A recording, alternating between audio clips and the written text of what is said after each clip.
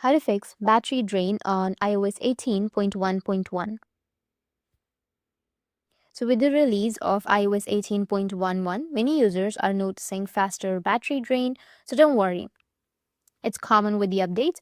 So the first thing you need to try is if your battery seems to drain quickly right after updating your Apple, then Apple recommends waiting a few days. But if things don't improve even after a few days, then here's what you can do. You can start by ensuring that your iOS version is up to date.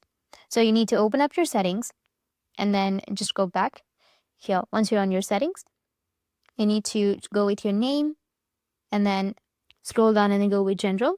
Under general, go with software update. And if you have any updates right here, then you need to just go and update it. If a new version is available, then you can go and install it.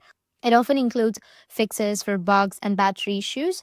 You need to next consider turning off your haptics to save power. So to do that, you need to open up your settings and tap on sounds and haptics. Once you find, tap on it and choose either never play or play in silent mode under haptics.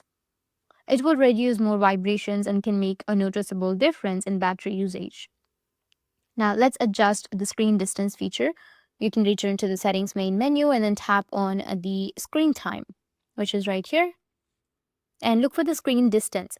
Once you find the screen distance, make sure that it is turned off. While this feature helps you avoid holding the phone too close, it can consume additional battery power. Finally, you can minimize the use of your cellular data. Whenever possible, you can switch to Wi-Fi. It's much more energy efficient. Using cellular data constantly can quickly drain your battery. So keep it in mind when you're out. That's it. And if you have any questions, feel free to comment below. Thanks for watching.